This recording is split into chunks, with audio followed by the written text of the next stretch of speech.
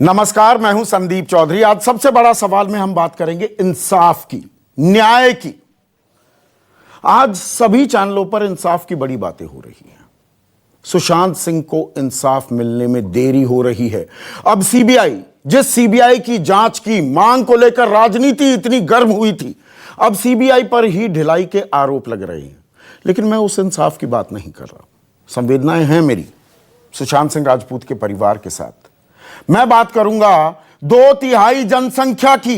2/3 आबादी इस देश में खेती किसानी पर निर्भर है और पिछले 10 दिनों से किसान बिल को लेकर देश के अलग अलग हिस्सों में किसान नाराज हैं, परेशान हैं, गुस्साए हुए हैं, भड़के हैं, भयभीत भी हैं और वो इंसाफ की गुहार भी लगा रहे हैं। लेकिन किसान बिल पास हो गया, पेश किया गया, पास हो गया। राष्ट्रपति ने भी असेंट दे दी है, हस्ताक्षर कर दिए हैं, यानी कि वो कानून बन गया है। लेकिन अभी भी किसान सड़कों पर हैं। वो न्यूनतम समर्थन मूल्य की गारंटी चाहते हैं और ये देश के अलग अलग हिस्सों में प्रदर्शन हो रहे हैं। लखनऊ की मैं आपको तस्वीरें दिखा रहा हूं।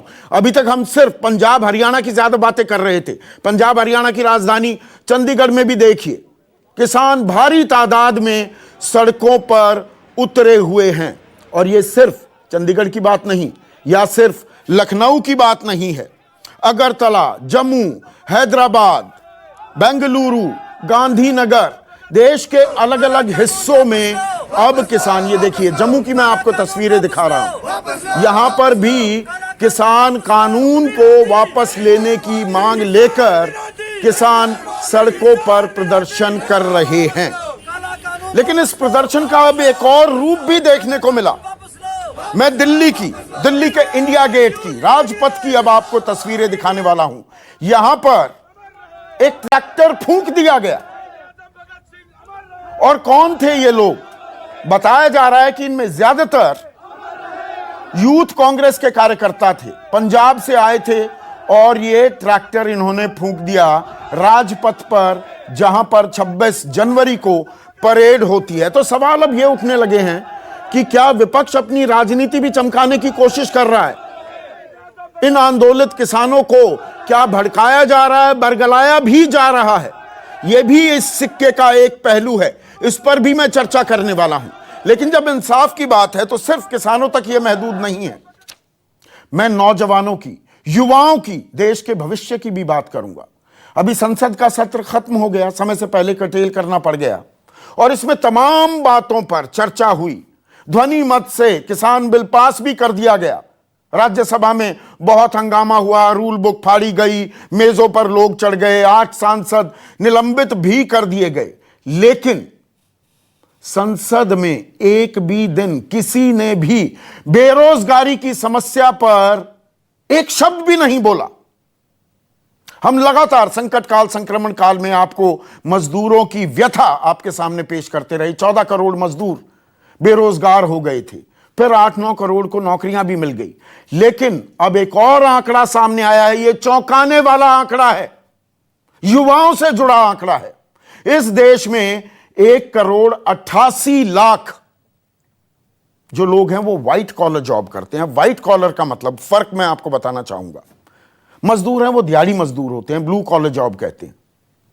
एक व्हाइट कॉलर जॉब यानी कि डॉक्टर्स, इंजीनियर्स, टीचर्स, ये लोग 1,88,00,000 लोग हैं, या थे मैं कहूं, देश में। और यह आंकड़ा घटकर 1,22,00,000 पर आ गया है। यानी कि लगभग 64-65 लाख लोगों ने व्हाइट कॉलर जॉब्स खोए हैं। लेकिन नौकरी को लेकर, रोजगार को लेकर, जिस देश में 2 करोड़ रोजगार हर साल सृजित करने का दावा किया गया था, ताल ठोकी गई थी, यहां नौकरियां जा रही हैं, पक्की नौकरियां जा रही हैं। मैं तनख्वाहें कटने का तो जिक्र ही नहीं कर रहा। युवा सड़कों पर है, परेशान है, रोजी रोटी का सवाल उसके सामने मुंह बाए खड़ा है। उसका परिवार भी है जिसको उम्मीदें हैं, आकांक्षाएं हैं, अपेक्षाएं हैं। लेकिन नौकरियां जा रही हैं, कोई उफ भी नहीं कर रहा है। तो मैं किसानों और नौजवानों दोनों की बात करूंगा। लेकिन किसान कानून को लेकर राजनीति अब भी हावी है। वही कोई भड़का रहा है, कोई कह रहा है किसानों को इंसाफ दिलाओ। सुनिए। कांग्रेस आज बेनकाब हो गई। जिस तरह से किसान आंदोलन के नाम पर अपनी राजनीतिक रोटियां सेकने का काम कांग्रेस कर रही है, वो निंदनीय है। और कांग्रेस दोगली नीति अपनाती है। जब चुनाव में गए थे तो उनके मैनिफेस्टो में यही वचन थे जिसका निर्णय अभी सरकार ने किया। जो बिल पास हुए वही तो बिल पास करने की बात उन्होंने कही थी। ISI ऑलवेज लुक्स, देखती है कि कहाँ किसको मैं बंदूक पकड़ा सकता हूँ, किसको मैं बॉम्ब रख सकता हूँ, किसको मैं ग्रेनेड दे सकता हूँ। ये शुरू से चलते आए हैं। 3 साल से 3.5 साल मेरे हमारी सरकार हो गई। हमने कोई 150 के करीब जो टेररिस्ट वहाँ से आए थे उनको हमने पकड़ा है। कोई 700 के करीब हमने हथियार उठाए हैं, बॉम्ब उठाए हैं, ग्रेनेड उठाए हैं, सब कुछ हमने उठाया है। अब पंजाब शांत में चल रहा था। अब जब आप किसी की पेट की रोटी छीनोगे तो गुस्सा नहीं आएगा उसको।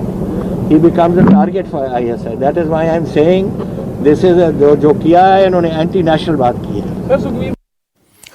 तो अपने पर लगे आरोपों पर कैप्टन अमरिंदर सिंह पंजाब के मुख्यमंत्री कह रहे हैं वो एक और षड्यंत्र, एक साजिश की आशंका पर जोर दे रहे हैं कि पाकिस्तान इस बात का फायदा उठा सकता है, यूथ को, जो नौजवान हैं, जो किसान हैं, उनको बरगला सकता है। ऐसे में आज का सबसे बड़ा सवाल, किसान और नौजवान के नाम पर चमक पाएगी विपक्ष की राजनीति, और क्या सिर्फ पंजाब तक रह जाएगा किसान आंदोलन का असर? हालांकि अभी देश के अलग अलग हिस्सों में अभी आपको आवाजें सुन रही हैं, लेकिन क्या ये पंजाब तक ही महदूद रह जाएगा? चर्चा में मेरे साथ बीजेपी के राष्ट्रीय प्रवक्ता गौरव भाटिया, कांग्रेस के वरिष्ठ नेता हैं और पंजाब प्रदेश कांग्रेस अध्यक्ष भी हैं सुनील जाखड़, और किसान भी हैं ये महेश इंदर सिंह गरेवाल, शिरोमणि अकाली दल के प्रवक्ता मेरे साथ हैं। वो शिरोमणि अकाली दल जो कुछ दिन पहले तक एनडीए का हिस्सा था। योगेंद्र यादव, स्वराज इंडिया के संस्थापक, किसानों की आवाज बुलंद करते हैं, चर्चा में जुड़ चुके हैं। और किसान नेता वीएम सिंह भी मेरे साथ जुड़ चुके हैं, और इनकी कर्मभूमि पंजाब नहीं, इनकी कर्मभूमि दरअसल उत्तर प्रदेश है। पश्चिमी उत्तर प्रदेश में ये किसानों की आवाज लगातार बुलंद करते हैं। तो सुनील जाखड़, मेरा सवाल सीधा आपसे, राजनीति चमकाने के लिए आप भड़का रहे हैं किसानों को, और अब पाकिस्तान भी षड्यंत्र कर सकता है, उस बात को भी आप हवा देने की कोशिश कर रहे हैं। संदीप जी, आपने जहां से बात चालू की थी मैं वहीं बात करूंगा। आपने कहा था कि आज उन राजपूत का, सुशांत राजपूत की आत्महत्या को लेके सीबीआई को सौंपी गई जांच, और आज उसी पे उंगलियां उठ रही हैं। एक सुशांत राजपूत की आत्महत्या को लेके इतना बड़ा बवंडर खड़ा, मेरे ख्याल 1 महीने 1.5 महीने से आज सुर्खियां बटोरी जा रही हैं, एक दूसरे पे लांछन लग रहे हैं। अगर इतना ही ध्यान समय की सरकार ने, किसान हर 40 मिनट में हिंदुस्तान का एक किसान आत्महत्या करता है संदीप जी, अगर उसकी आत्महत्या की जांच करवा ली जाती कि क्यों आत्महत्या कर रहा है किसान, कि उसको फसल की पूरी कीमत नहीं मिल रही, तो मैं समझता हूं ये नया बिल लाने की जरूरत नहीं थी। खुद माननीय प्रधानमंत्री समझ जाते कि किसान के ऊपर बहुत बड़ी आपदा है, परंतु किसान की किसी ने सुनी नहीं। और उसको लेके आज जब ये बातें कह रहे हैं, आपने मुझे बुलाया है, मैं किसान होने के साथ साथ मैं आज जिस तरह का माहौल बन रहा है या जिस तरह से प्रस्तुत किया जा रहा है कि सबसे बड़ा अगर कोई यहाँ पे डेविल है या कोई कल्प्रिट है तो वो राजनीतिक लोग हैं, तो मैं समझता हूँ फिर आपको बुलाना ही नहीं चाहिए था। किसी ऐसे आदमी को बुलाओ जो सिर्फ उनकी बात लगे। क्योंकि मैं बात वो कहूँगा साहब, राजनीति से ही आज किसान को राजनीतिक लीडरों की कलम से मारा जा रहा है संदीप जी। जो किसान भगवान के आपदा से लड़ रहा है, नेचुरल कैलामिटी, अगर ओलावृष्टि होती है तो किसान पे होती है, सूखा पड़ता है तो किसान को सबसे पहले असर होता है, अगर बाढ़ आती है तो किसान की फसल जाती है, वो भगवान से तो लड़ सकता है पर सरकार की कलम से कैसे लड़े? उसके लिए तो कलम तो आपने भी चलाई है ना सुनील जाखड़, कलम आपने चलाई 2017 में, 2014 में, 2009 में, 2017 में मंडी के निजीकरण की बात की। आपने कहा कि बिचौलियों को हटा दो, सीधी खरीदी हो जाएगी, कारोबारी कंपनियां खरीदेंगी किसानों से। ये आपने पंजाब में किया ना। मैं जवाब दूं आपको जी साहब, कांग्रेस ने तो जीएसटी भी प्रपोज की थी। क्या ये वही जीएसटी है जो आज बीजेपी ने लागू की है? हमारी जीएसटी में और इनकी जीएसटी में, हमारी जीएसटी में आम जनता बसती थी, भारत बसता था। बीजेपी की जो जीएसटी लागू की गई है उसमें साहूकार बसते हैं, उसमें सरकार बसती है, उसमें अहंकार बसता है। अगर जीएसटी राहुल जी ने जैसे प्रपोज की थी 3 स्लैब की, तब यही लोग उसकी ऊपर ऑब्जेक्शन किया करते थे। आज इतने सालों के बाद में 2 साल से ज्यादा उस मसले को लेके आज समय हो गया, आज उसमें वही सुधार कर रहे हैं। साहब क्यों नया एक्सपेरिमेंट कर रहे हैं मोदी साहब? क्यों आप दोबारा से यू डोंट री इन्वेंट व्हील। आज आपके पास एक ऐसा सिस्टम है जो डिलीवर कर रहा है, गोदाम भरे पड़े हैं। तो आप पंजाब से पूछ लीजिए कि पंजाब में आज किसान की सबसे बड़ी समस्या मैं बताऊं संदीप जी क्या है, जो किसान होने के नाते हमने परफॉर्म किया है। It is problem of plenty. आज सरकार संभाल नहीं पा रही, इतना अनाज हो गया जिसको बांटने के बाद भी गोदाम भरे पड़े हैं। वो देश की सरकार अपने पे बोझ समझ रही है। बोझ दरअसल सरकार के ऊपर आम जनता को सस्ता अनाज देने की है, और सरकार चाहती है कि सस्ता अनाज देने का जो बोझ है वो किसान उठाए, सरकार ना उठाए। समस्या इस बात की है, सरकार पर इस बात को समस्या समझ का जाए। देखिए, पर एक नौटंकी करने की भी एक लिमिट होती है ना सुनील जाखड़। मैं तस्वीरें फिर से दिखाऊंगा। किस बात को आज नौटंकी आपके कर रहे हैं एक मिनट संदीप में जी? अभी सुनवा देता हूं ना सारी बात आपके सामने, आपकी प्रतिक्रिया लूंगा। इंडिया गेट की तस्वीरें दिखाइए। ये आपके कार्यकर्ता पहुंच जाते हैं पंजाब से और ट्रैक्टर को फूंक देते हैं। अब राजपथ पर ट्रैक्टर फूंकना, और इस पर भी देखिए राजनीतिक बयानबाजी क्या होती है, वो भी अपने आप में दिलचस्प भी है और दुखद भी है। पहले राजनीतिक बयान सुनिए, फिर आपकी प्रतिक्रिया लूंगा। सुनाइए। आज तक जनता ने आंदोलन देखे, लेकिन ट्रक में से ट्रैक्टर लाकर वो इंडिया गेट के पास जलाना, ये कांग्रेस का नाटक है। इसकी हम भर्त्सना करते हैं। सीएम साहब, पंजाब कांग्रेस ने यूथ कांग्रेस वालों चंडीगढ़ से ट्रैक्टर फूंका गया, आज दिल्ली में ट्रैक्टर ਨੂੰ ਅੱਗ ਲਗਾਈ है, ਕੀ ਇਹ ਜਾਇਜ਼ है? ये तो ਹੁਣ अगर मेरा ट्रैक्टर है, मैं फूकना चाहूँ दोनों की तकलीफ है। अब देखिए ये राजनीति के इंतहा है। सुनील जाखड़, प्रकाश जावड़ेकर आरोप लगा रहे हैं, वो भी राजनीति कर रहे हैं। मैं ये नहीं कह रहा कि आप ट्रैक्टर लेकर आते हैं। अमरिंदर सिंह क्या कहते हैं, मेरा ट्रैक्टर मेरी मर्जी, मैं फूंकू ना फूंकू। देखिए 1 मिनट संदीप जी, उसका जवाब दूं। हाँ, आज जहां पे कैप्टन अमरिंदर सिंह जी ने यह बयान दिया है, पता कहां बयान दिया था? आज शहीद आजम भगत सिंह का आज जन्म की बरसी है, उनका आज जन्मदिन है साहब।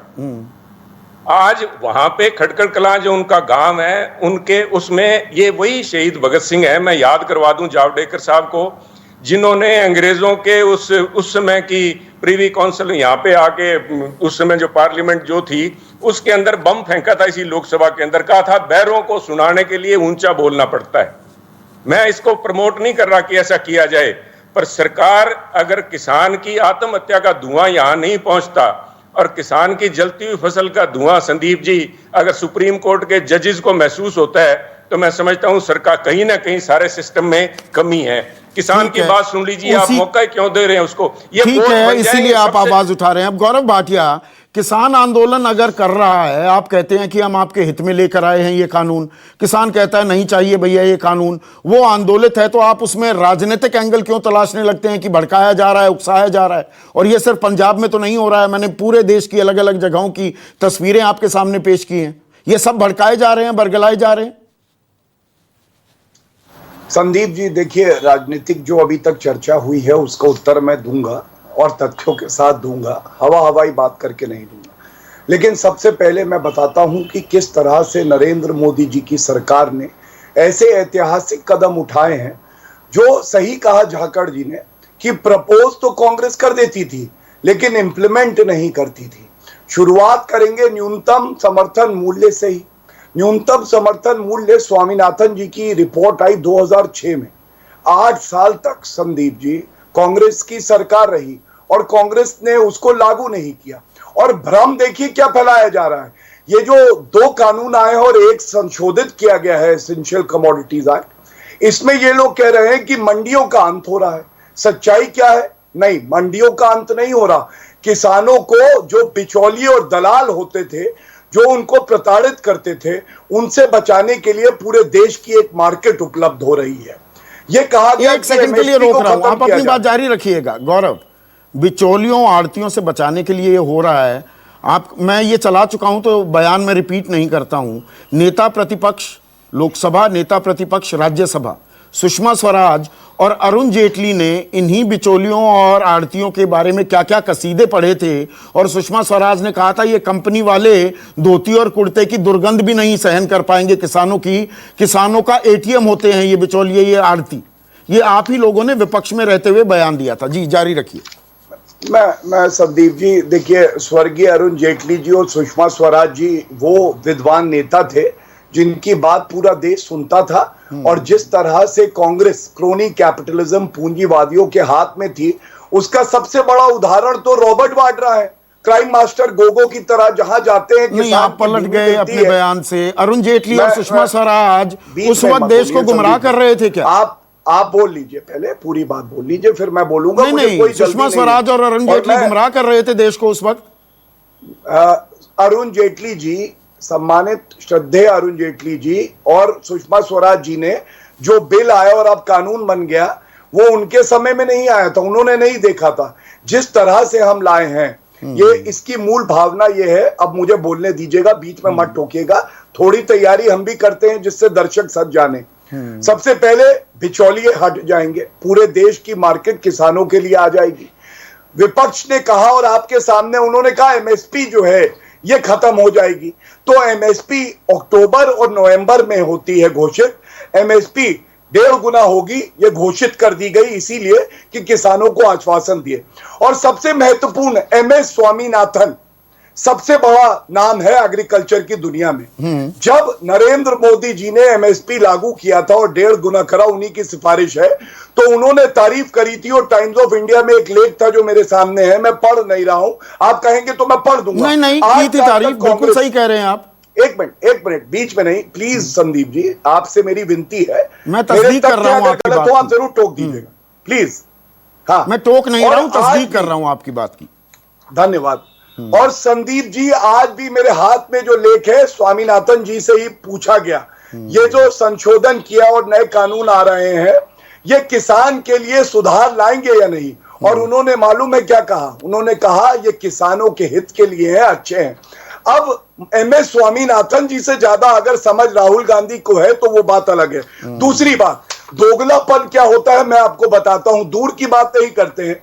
2019 का मैनिफेस्टो कांग्रेस का मेरे हाथ में है, और पॉइंट नंबर 11 क्या कहता है?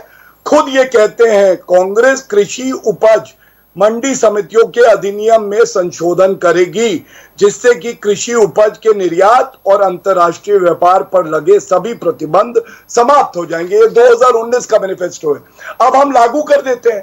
तो लोकतंत्र के मंदिर पार्लियामेंट के अंदर चर्चा तो ठीक है, लेकिन आप तो राज्यसभा में जो चेयर है उसके साथ गुंडागर्दी करने लगते हैं। और मैं एक बड़ी बात उस बात का भी खुलासा हो गया है इंडियन एक्सप्रेस में, बाकायदा टाइमलाइन के साथ। सदस्य सीट पर बैठे हुए थे, डिवीजन ऑफ वोट्स मांग रहे थे, और ध्वनि मत से ये पास कराया गया। ये हकीकत भी सामने आ गई है। मैं एक मिनट, जो चेयर है राज्यसभा के, उसके ऊपर इंडियन एक्सप्रेस है। इंडियन एक्सप्रेस जो कहे खाता ना बही, इंडियन एक्सप्रेस जो कहे वो सही, और विजुअल एविडेंस के साथ वो खबर आई। अगर कुछ कहे तो वो गलत। अच्छा, ये आपकी सोच हो सकती है संदीप जी, ये हमारी सोच नहीं है। अब मैं तो आपकी सोच नहीं है, आपने ध्वनि मत से पास करा लिया। पर मेरा ये एक चीज बताइए, आप तो वकील हैं। हाँ जी, गौरव भाटिया, कानून का हिस्सा है एमएसपी? कानून का हिस्सा बिल्कुल होता है। कानून का हिस्सा नरेंद्र तोमर कहते हैं कानून का हिस्सा नहीं है। पहले भी हिस्सा नहीं था, अब भी नहीं है। कानून का हिस्सा बना देते। प्लीज सुन लीजिए, अगर मेरी बात सुनेंगे तो आपको थोड़ा सा, मैं समझता हूं आपको भी अच्छा लगेगा कि आपके सामने प्रवक्ता आके अलूल जलूल नहीं, मैं एक रीजनेबल बात करना चाहता हूं, आप सहमत ना हो वो कोई दिक्कत नहीं। धन्यवाद। एमएसपी जो है, इन लोगों की डिमांड थी कि कानून में, मतलब लेजिस्लेशन और एक्ट में लाया जाए। मैंने अभी एमएसपी लागू होने की बात बताई, भाजपा ने करी। आज तक एमएसपी किसी कानून एक्ट का हिस्सा नहीं था, लेकिन एमएसपी घोषित किया जाता था थ्रू गवर्नमेंट ऑर्डर्स होते हैं, सर्कुलर्स होते हैं, बिल्कुल। उनको भी कानून के दायरे में माना जाता है। यही फर्क है और इसीलिए एमएसपी इस बार भी लागू हुआ है। अब इस पे अगर कोई आपत्ति करे तो हम क्या कर सकते नहीं, हैं? आपत्ति जिनकी कौन मंशा कर रहा है? खराब हो। आपत्ति किसान ही तो कर रहे हैं। क्या किसानों की वीएम अब सिंह मैं- बात, एक सेकंड, धन्यवाद। अब मैं किसानों की भी बात कर लूं ना, आपको मैंने अनइंटरप्टेड टाइम दिया है। वीएम सिंह नहीं दिया, लेकिन कोई नहीं, आपने अच्छे कोई बात सवाल नहीं, कोई पूछे बात इसलिए नहीं। मुझे वो अच्छा आपको लगा। लगा कि नहीं, अभी और तैयारी आप करके आए थे। मैं अभी फिर से आने वाला हूं गौरव, कोई दिक्कत नहीं है। हम चर्चा कर रहे हैं, बहस नहीं करते हम, ना तो आवाज उठाते हैं यहां पर। वीएम मैं सिंह, सम्मान करता हूं। ये कहा जा रहा है और एमएस स्वामीनाथन का भी जिक्र कर दिया यहां पर गौरव भाटिया ने, वो कह रहे हैं ये किसानों के हित में है। तो किसान आंदोलित क्यों हैं? आप पहली लोगों चीज से तो बातचीत बताइए, की थी गौरव ने सरकार क्या ने, कहा है? आप आंदोलित क्यों हो? अगर आपका फायदा होने वाला है तो उसमें दिक्कत जी। क्या है? इतने हम बेवकूफ नहीं हैं। गौरव को मालूम है, जब जब दोनों सरकारें, केंद्र की, राज्य सरकार, दोनों किसान के खिलाफ कोर्ट में हार जाती हैं तो हम ही वहां जाते हैं, इनको मालूम है, और जीत के आते हैं और किसान को फायदा कराते हैं। इतने हम बेवकूफ नहीं है। अगर हमारा फायदा होता हो तो हम क्यों बीच में आएंगे? आपको मालूम है 2018 में जब हम दिल्ली लाखों किसान आए थे, उसके 10 दिन बाद मोदी जी ने लागू किया था प्रधानमंत्री सम्मान योजना, 6,000 रुपया।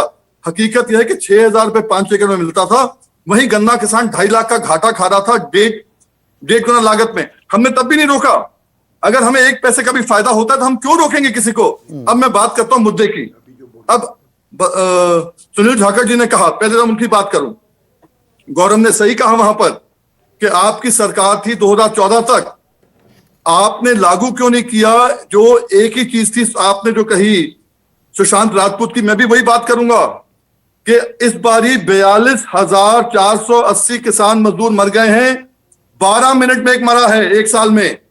और उसकी कमीशन तो ये तय हो गई थी। फार्मर्स कमीशन जो थी 2004 में जो बनी थी, जो 2004 में आई थी, जिसको स्वामीनाथन कमीशन कहते हैं, वो इसलिए थी कि लोग आत्महत्या ना करें। आत्महत्या 20 साल से हो रही है, उसको आपने भी लागू नहीं किया ना। हम वही चाहते थे। मोदी जी ने कहा था मेरी सरकार आएगी मैं लागू करूंगा, कांग्रेस ने नहीं किया।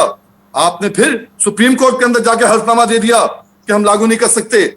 उसके बाद में आपने, अरुण जेटली जी ने कहा हमने लागू कर दिया। क्या लागू कर दिया? C2 नहीं किया, इसमें कैपिटल कॉस्ट नहीं आई, डिप्रिसिएशन नहीं आई। आपने क्या किया?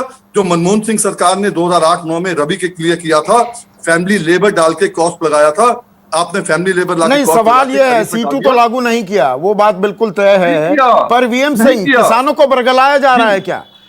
यह विपक्ष भड़का रहा है क्या? लगातार इस बात पर जोर दे रही है सरकार। मैंने आपसे कहा ना, अगर ये सरकार आज 25 साल से एमएसपी के लिए भी हम कोर्ट गए, 20 साल से यूपी में जो एमएसपी मिलती है हमारे ऑर्डर से मिलती है, आज भी पड़ा है रिट पिटिशन 5112 ऑफ 2000। अगर किसान जाके अपना हक सुप्रीम कोर्ट, हाई कोर्ट से ले सकता है, जब दोनों सेंटर और केंद्र दोनों उनके साथ खड़े हैं, स्टेट और सेंटर दोनों उनके साथ खड़े हैं। इस वक्त एक और बड़ी खबर आ रही है, वीएम सिंह आपको रोक रहा हूं। सोनिया गांधी ने क्या कहा है?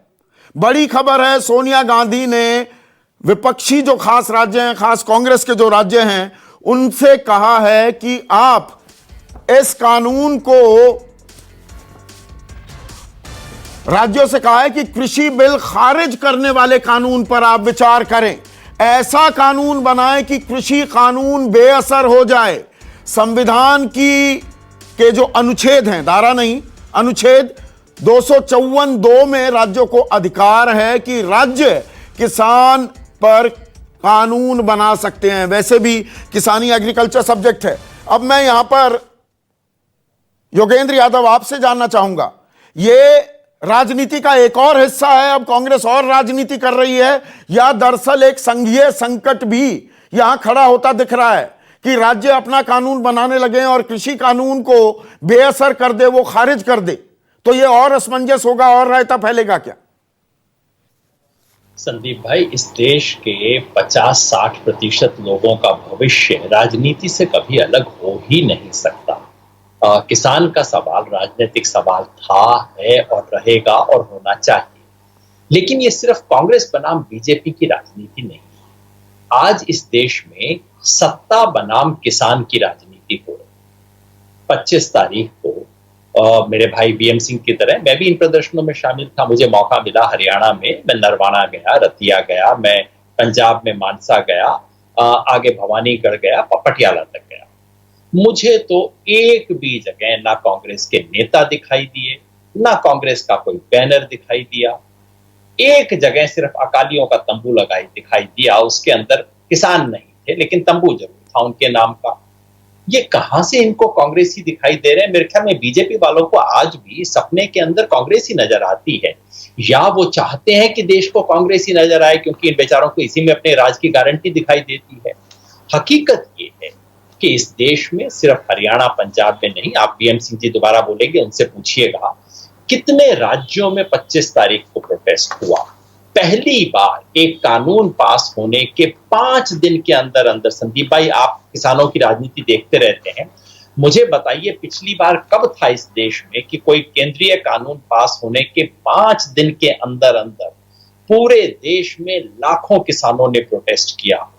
खबर तमिलनाडु से थी, आज भी कर्नाटका में, आज पूरे कर्नाटका में किसानों ने बंद किया है, कर्नाटका के तमाम किसान संगठन उसमें शामिल। तो ऐसी स्थिति के अंदर यहाँ टीवी स्टूडियो में बैठ के हमारे दोस्त कांग्रेस बीजेपी खेल खेलना चाहते हैं। मैं जानना चाहता हूं कर्नाटका के तमाम संगठनों में से भी ये राजनीति कर रहा है क्या? सोनिया गांधी, मैंने ये पूछा, वो कह रही हैं कृषि कानून को खारिज करने के लिए अपना कानून ले आए, अनुच्छेद 254। अब कानून, बहुत सारे लॉयर्स भरे पड़े हैं कांग्रेस में, वो राजनीति कम करते हैं, लॉयर प्रोफेशन पर ज्यादा अपना ध्यान देते हैं। अब वो उन्होंने सलाह दी होगी, 254(2) की बात हो रही है कि आप अपना कानून बना सकते हैं। तो मतलब क्या ये माना जाए कांग्रेस राज्यों में ये आएगा और ये शिरोमणि अकाली दल हो, जेडीयू हो, एलजेपी हो, इनको पकड़ना चाह रहे हैं? देखिए, ये एक संवैधानिक सवाल है जो उठना चाहिए, जरूर उठेगा। संवैधानिक सवाल सिंपली ये है कि अगर एपीएमसी एक्ट बनाने का अधिकार केंद्र सरकार को नहीं था तो एपीएमसी को बाईपास करने का अधिकार केंद्र सरकार के पास कैसे आ गया? संवैधानिक सवाल इसलिए भी उठेगा कि सन 2013 में जो लैंड एक्विजिशन एक्ट पास हुआ था, जब वो बीजेपी हटाने में सफल नहीं हुई तो माननीय स्वर्गीय अरुण जेटली जी ने ही ये शॉर्टकट राज्यों को बताया था कि तुम 254(2) के तहत एक लॉ पास करना शुरू कर दो और हम उसको प्रेसिडेंशियल एसेंट दिलवा देंगे। तो ये रास्ता, ये चोर दरवाजा, मैं इसको चोर दरवाजा बोलता हूं, ये चोर दरवाजा तो स्वर्गीय अरुण जेटली जी ने खोला था। अब कांग्रेस भी उस दरवाजे से आ रही है, तो जाहिर है ये सवाल तो उठेंगे। असली सवाल इसके बुनियाद में क्या है? कांग्रेस को क्यों ये बात बोलनी पड़ रही है? सोनिया गांधी जी को क्यों बोलनी पड़ रही है? अकालियों को कुर्सी से क्यों उतरना पड़ा? चौटाला जी की कुर्सी क्यों हिल रही है? वो इसलिए कि सबको पता है कि इस देश का किसान नाराज है, किसान खुश नहीं है। जिसको आप गिफ्ट दे रहे हो वो इस गिफ्ट को जहर मानता है और वो याद रखेगा कौन कौन लोग शामिल थे इस जहर को उसके मुंह में डालने। ठीक है, महेशिंदर सिंह गरेवाल, क्या इस कांग्रेस का जो ये आह्वान है राज्य सरकारों से कि इसे खारिज करने के लिए नया कानून बना दो, आप इसका समर्थन करते हैं या ये कोरी राजनीति है? नीति से भी बदतर है। बात यह है कि जो मैं तो ये कहना चाहूंगा कि जो कांग्रेस पावर में थी वो कर रही थी किसानों के साथ, वो ही बीजेपी ने किया। कांग्रेस उसको लागू नहीं कर सकी क्योंकि वो कोलिशन गवर्नमेंट थी और उनके पास बहुमत ना होने के कारण जब कपिल सिब्बल जी ने पार्लियामेंट में इस बिल की वकालत की जो आज बीजेपी कह रही है, तो सुषमा जी और अरुण जेटली ने विरोध किया। बस अब साइड चेंज हुई है। मैं समझता हूँ ये किसान के लोग एक बड़े इम्तिहान में डाल देगी, क्योंकि कोई भी स्टेट अपने बल पर किसी स्टेट के पर आ सकता ये नहीं है कि वो किसान के फसल की भरपाई कर सके।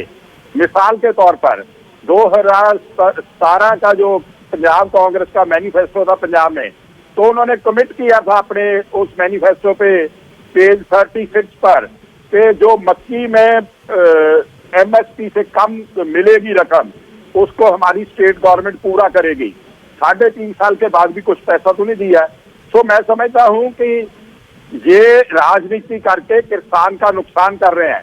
आज नहीं, कानून भी बन गया। Maheshinder Singh Grewal, correct me if I am wrong, अभी भी अगर मैं नरमा कहते हैं ना आप वहां पर, और बासमती की बात करूं, जो न्यूनतम समर्थन मूल्य तय है उससे 1,000 रुपए नीचे तक, 300-400 तो बिकी रही है, 1,000 रुपए नीचे तक नरमा बिक रही है ना। कॉटन कॉर्पोरेशन ऑफ इंडिया ने प्रोक्योरमेंट अभी शुरू नहीं की है, कहने को कानून बन गया। आज भी पंजाब में ही 1,000 रुपए नीचे नरमा बिक रहा है कि नहीं?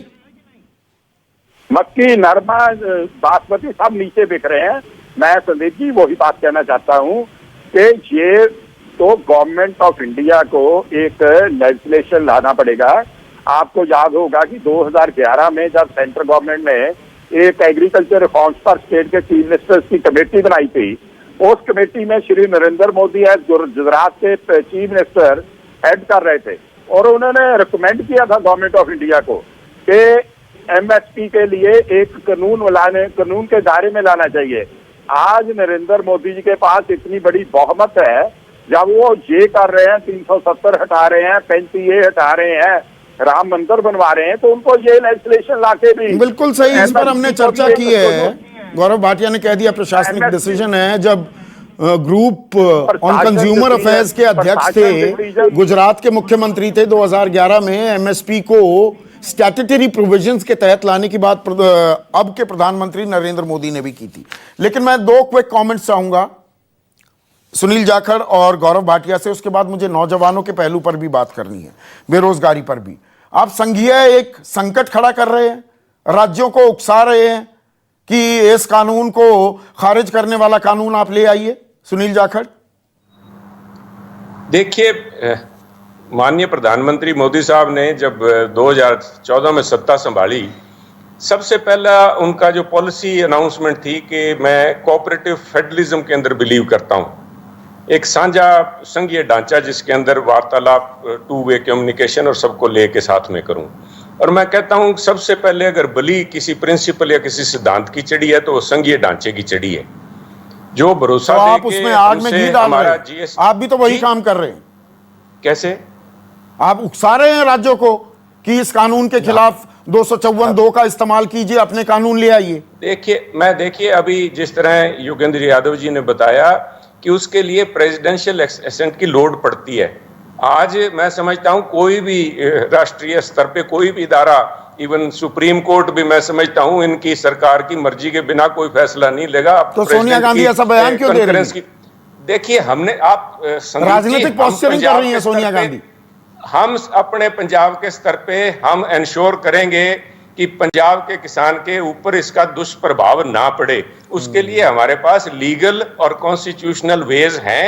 अभी कल तो माननीय राष्ट्रपति ने दस्तखत किए, आप इंतजार कीजिए, हम उसका भी ढूंढेंगे। हमने SYL का भी मसला ढूंढ के उसका हल करवाया था, नहीं पंजाब में तभी आग लग जाती, उसको हमने बुझाया। चाहिए ना आज भी। अब ये देखिए, संघीय संकट खड़ा करने की कोशिश की जा रही है कि गौरव भाटिया, क्विक रिस्पॉन्स, फिर एक और मुद्दे पर चलना है।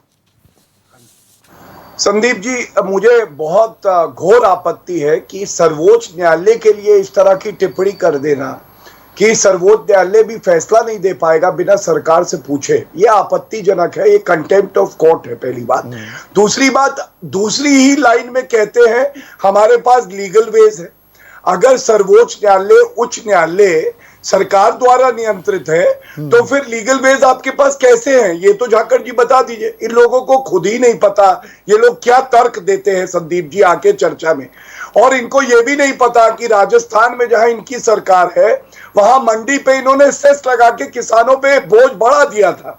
मैं एक बात जरूर कहूंगा, जो अभी VM सिंह साहब कह रहे थे, VM सिंह साहब वो व्यक्ति है जिन्होंने किसानों की लड़ाई बिल्कुल लड़ी है और वो मेरी बात से सहमत होंगे कि जब उत्तर प्रदेश का उदाहरण देता हूं, 35,000 करोड़ रुपए किसानों का बकाया था जब भाजपा की सरकार बनी, और जैसे ही भाजपा की सरकार आई तो गन्ना किसानों का बकाया भी दिया गया। कितना दिया गया? न्याय की ना, 1 मिनट रुकिए।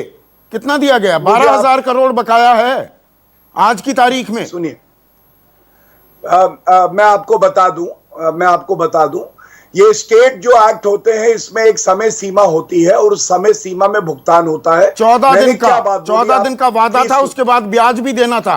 12,000 करोड़ रुपए खड़े हुए हैं। गौरव भाटिया, मेरी बात सुनेंगे तो संदीप जी अच्छा रहेगा। मैं अपनी बात पूरी कर लूं, आप प्रश्न जरूर पूछिएगा। मुझे कोई दिक्कत नहीं। मैंने जो कहा, 2017 में जब हमारी सरकार आई तो 35,000 करोड़ रुपए सपा सरकार का ने बकाया रखा हुआ था, वो भुगतान योगी जी ने किया है। ये सत्य बात है। आप सुनिए, आपने 12,000 करोड़ नहीं खड़ा हुआ। 12,000 करोड़ रुपए आपके तथ्य हैं। मैं बिना देखे उस पर कोई टिप्पणी नहीं करूंगा। मैं पूरे जिम्मेदारी से योगी तथ्य रखता हूं, कोई भी चीज ऐसे नहीं बोलता। वीएम सिंह, एक मिनट, आपने वीएम सिंह की बात की तस्दीक की थी ना, एक सेकंड, वीएम सिंह स्क्रीन पर लाइए। वीएम सिंह, सहारनपुर में ताल ठोकी गई थी कि 14 दिन में किसानों को भुगतान हो जाएगा, पश्चिमी उत्तर प्रदेश में 14 दिन में, नहीं तो ब्याज मिलेगा। 7-7, 8-8 महीने के बकाए पड़े हुए हैं, ब्याज की तो बात दूर की है। 12,000 करोड़ रुपए का भुगतान होना है, पूरे भारत में 17,500 करोड़ गन्ना किसानों को दिया जाना है। 12,000 करोड़ उत्तर प्रदेश का है। मेरा आंकड़ा गलत है? बिल्कुल सही है। प्रधानमंत्री जी ने सहारनपुर नहीं, पूरे उत्तर प्रदेश में क्या कहा, 14 दिन में गारंटी है मेरी, वरना ब्याज मिलेगा। और मैं केवल हंस इसलिए रहा था, अगर आपने देखा हो गौरव भाई, जिस साल की आप बात कर रहे हैं, पूरा गन्ना ही 35,000 करोड़ का बिका था उस साल, जब ये आए थे, योगी जी आए थे। और आज भी योगी जी ने कहा ना, 1,325 करोड़ हमने दे दिया।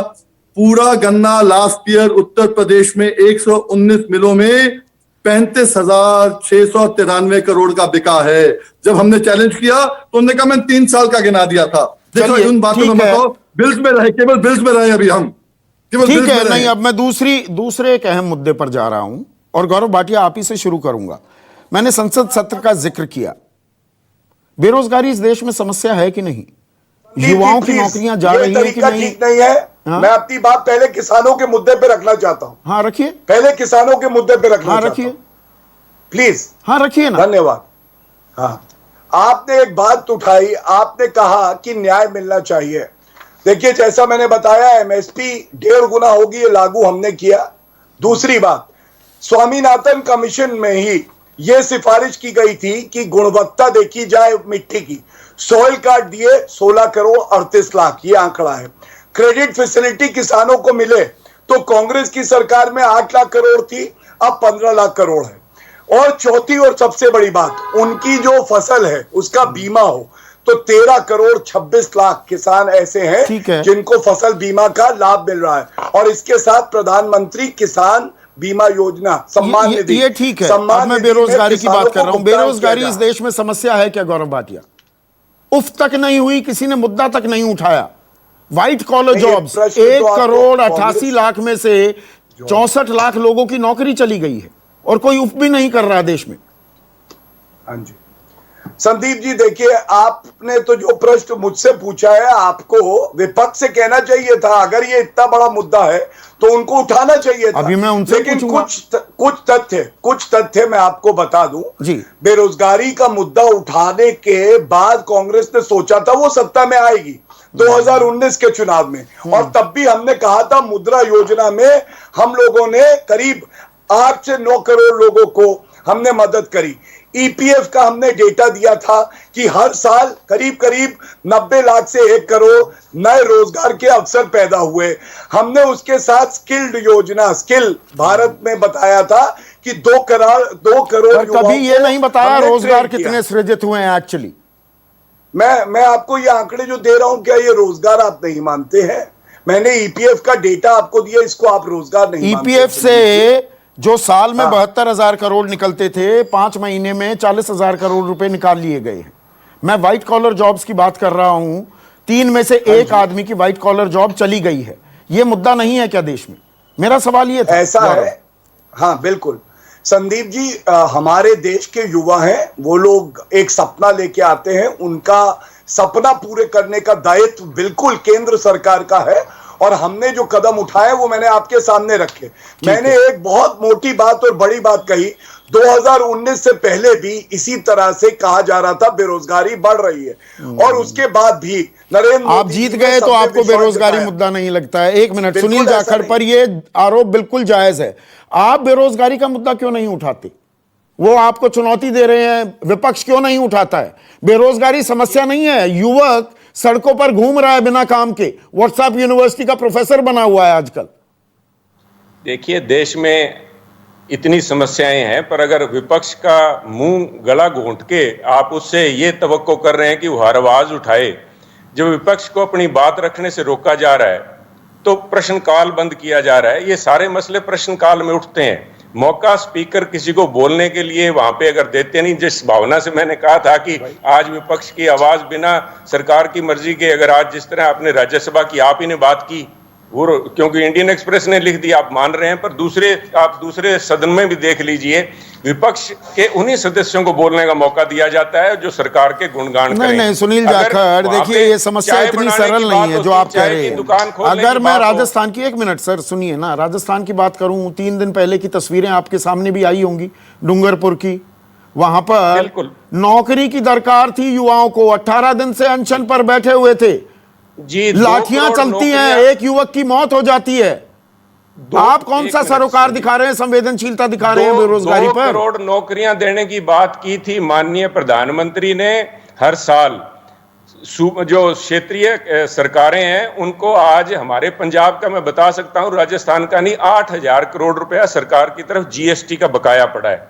आज जो चल रहे धंधे थे वो आज बंद पड़े हैं। आज जीडीपी जब 24% अगर गिरती है तो उसका प्रभाव सीधा, वो तो सरकार भी कह सकती है ना कि इतना बड़ा गोता खा गई इकोनॉमी, तो अभी हमारे पास संसाधन नहीं है, कैसे हम नौकरियां सृजित करेंगे। योगेंद्र यादव, रोज 1 सेकंड सर, थोड़ा सबको मैं लिमिटेड टाइम देना चाहूंगा। जी समय दीजिए साहब उनको। उनके पास उन्होंने रिजर्व बैंक का रिजर्व तो सारा ले लिया। उनके पास में जीएसटी कंपनसेशन फंड, जो कि जिस बात की कानून की बात कर रहे हैं, कानून में लिखी है। ठीक है सुनील जाखड़ साहब, 1 मिनट, योगेंद्र यादव स्क्रीन पर। रोजगार मुद्दा भी है क्या? कोई बात भी करना चाहता है कि आज की तारीख में नौकरी गई तो गई, तनख्वाह कट गई तो कट गई, आत्मनिर्भर बनिए। इतना बड़ा मुद्दा है, इसीलिए कोई राजनीति में बात नहीं करना चाहता, क्योंकि उठा नहीं सकता। मेरे दोनों दोस्त पुरानी बातें कर रहे थे 2018 की, 19 की। इस वक्त जो हमें बात करनी चाहिए वो लॉकडाउन के बाद की स्थिति की है, और तमाम आंकड़े बता रहे हैं, जैसा आपने बताया, अंदाजन 2 करोड़ नौकरीशुदा लोगों की नौकरी गई है, जिसमें से आज आपने बताया कि कोई 44-45 लाख ऐसे हैं जो कि व्हाइट कॉलर जॉब करते हैं, मतलब डॉक्टर, इंजीनियर, 1.5 करोड़ के करीब हाँ, प्रोफेशनल किस्म के लोग हैं जो हाथ से मजदूरी नहीं करते, और बाकी 1.5 करोड़ के करीब ऐसे लोगों की नौकरी गई है जो कि इंडस्ट्री में काम कर रहे थे। ये सब नौकरी वाले, और तनख्वाहें कितनी कटी हैं उसका तो जिक्र भी नहीं हो रहा। आजाद भारत के इतिहास में इससे बड़ा जॉब लॉस कभी नहीं हुआ। मैं आपको अगर गिना दूं भाई, दुनिया के इतिहास में कहा जाता है सबसे बड़ा जॉब लॉस हुआ था अमेरिका के अंदर 1930 के करीब, जिसके बारे में दुनिया भर की इतिहास की किताबों में लिखा जाता है, great depression of America. Yes, उस ग्रेट डिप्रेशन में कुल मिला के 1.5 करोड़ नौकरियां गई थी, और आज भारत में केवल नौकरीशुदा लोग 2 करोड़ से ज्यादा बेरोजगार हो चुके हैं। जो अनौपचारिक हैं, जो दिहाड़ी के हैं, और जो बाकी हैं, उन सब की बात अलग है। और इतिहासकार ये लिखेगा, खबर ये नहीं होगी कि इतनों की नौकरी गई, खबर ये होगी कि इतनों की नौकरी गई और सिर्फ संदीप चौधरी के प्रोग्राम में उसकी चर्चा। ये इस देश की त्रासदी है। और महेश अंदर सिंह गरेवाल, मुझे एक चीज बताइए, देखिए गौरव भाटिया भी एक पते की बात तो कह रहे हैं, राजनीतिक बयान है, उन्होंने 2019 में भी उठाया, देखिए हम आ गए, तो एक तरह से ये भी देखा जा सकता है वो कह रहे हैं बेरोजगारी कोई बड़ा मुद्दा नहीं है। पर आप किसानों को लेकर, क्योंकि राजनीतिक जमीन खिसक सकती थी, गांव में घुसने नहीं देते किसान, तो आपने इस्तीफा तक दे दिया और छिटक गए आप एनडीए से। बेरोजगारी पर कोई कभी पार्टी आंदोलन करेगी कि देश का युवा गुमराह हो जाएगा, नौकरी चाहिए इसे, डेमोग्राफिक डिविडेंड की हम बात किया करते थे। गलत कह रहा हूं महेश बाबू?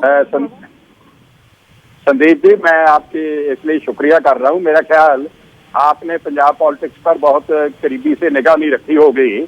किसानी के मुद्दे से पहले हमने बहुत बड़ा एक प्रोग्राम किया था जिसमें ये प्रोटेस्ट किया था कि जब पंजाब में कांग्रेस सरकार आई तो इनकी कमिटमेंट थी, 2 कमिटमेंट थी कि किसान का कर्जा पूर्ण तौर पर माफ किया जाएगा, वो 90,000 करोड़ का था, और नौजवान के लिए था कि 60 लाख नौजवानों को रोजगार दिया जाएगा, और जितनी देर रोजगार नहीं दिया जाएगा उतनी देर 2,500 रुपया महीना एक स्टाइपन दिया जाएगा, जो स्कॉलरशिप की तरह होगा 3 साल के लिए नौजवानों को मिलने के लिए।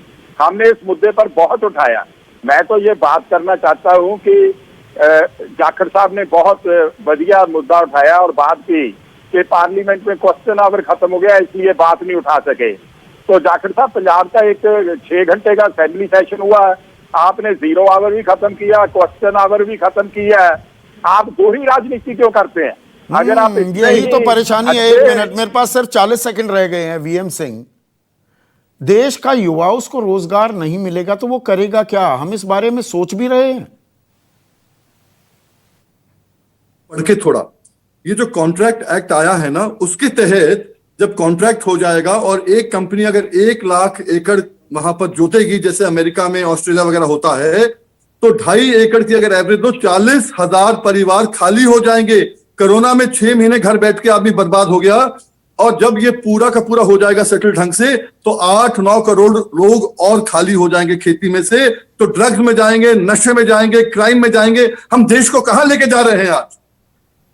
इसीलिए आज मैंने किसानों की और नौजवानों की बात की। आप सभी का बहुत बहुत शुक्रिया। ये अहम मुद्दे हैं, किसानों की भी सुननी चाहिए, और नौजवान भटक भी सकता है, इसके बारे में भी हमें चिंता करनी होगी। ये हमारा अहम मुद्दा होना चाहिए। आज के लिए बस इतना ही। नमस्कार, मैं हूं मानक गुप्ता। अगर आपको हमारा ये वीडियो पसंद आया हो तो इसे लाइक और शेयर जरूर करें, और हां, हमें सब्सक्राइब और फॉलो करना ना भूलें, ताकि आप देश और दुनिया की कोई खबर मिस ना करें। तो जुड़े रहिए हमारे साथ और देखते रहिए News 24।